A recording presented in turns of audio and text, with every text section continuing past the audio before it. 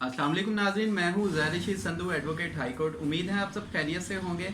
आज की हमारी इन्फॉर्मेटिव वीडियो का टॉपिक है गिरवी नामा या गिरवी रखना किसको कहते हैं। चले आए चलते हैं वीडियो की तरफ और देखते हैं कि गिरवी नामा क्या होता है या मॉर्गेज इंग्लिश में इसको कहते हैं, क्या इसका मतलब होता है।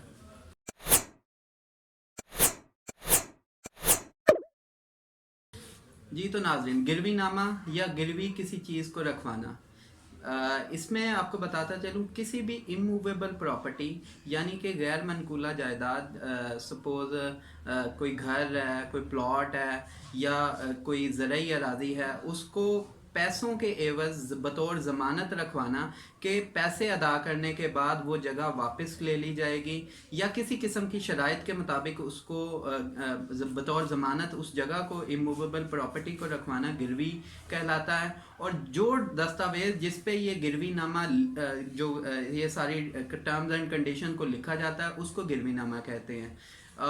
उसमें आपको मैं बताता चलूँ कि इसकी कुछ 4-5 किस्म के गिरवी नामा होते हैं या गिरवी रखवाना होता है। सपोज़ आपने सुना होगा कि सबसे पहले हो जाता है सिंपल मॉर्गेज या सादा गिरवी।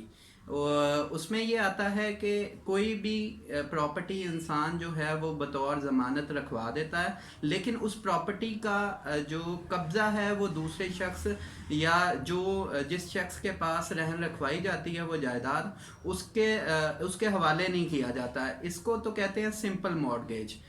दूसरी किस्म की मॉर्गेज ये होती है कि mortgage on conditional cell. Suppose ये है कि कुछ खास टर्म्स एंड कंडीशन अप्लाई कर ली जाती हैं जिसके मुताबिक एक ख़ास स्पेसिफिक पीरियड के दौरान अगर गिरवी रकम देने वाला शख्स जो है वो रकम को वापस अदा कर नहीं कर सकता या अदा करने से कासिर हो जाता है, तो फिर वो जो प्रॉपर्टी बतौर रहन रखवाई गई होती है या बतौर गिरवी रखवाई गई होती है उसको जो है वो दूसरा शख्स जिसके पास ये जायदाद गिरवी रखवाई गई होती है उसको सेल कर दिया जाता है।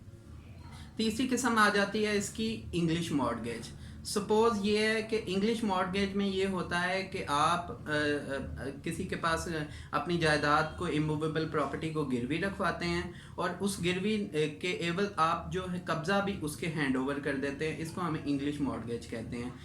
उसके बाद आ जाती है mortgage on deposit of title deed.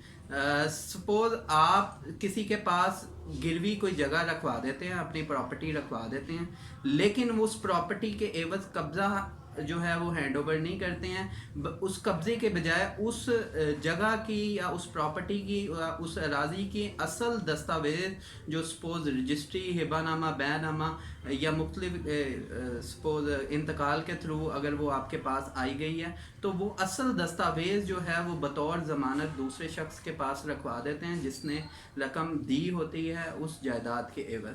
तो ये तमाम कॉन्सेप्ट है गिरवी का या गिरवी नामे का। उम्मीद है आपको ये वीडियो पसंद आई होगी। इसके अलावा अगर आप मज़ीद मालूमात चाहते हैं तो मेरे चैनल को सब्सक्राइब कर लें।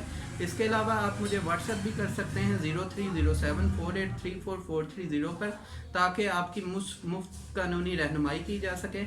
इसके अलावा आप मेरा Facebook page Zair Rashid Sandhu advocate high court को भी लाइक करें। उम्मीद है आपको ये वीडियो पसंद आई होगी। अल्लाह ताला आपका हामी नासिर हो जी। अल्लाह हाफिज़।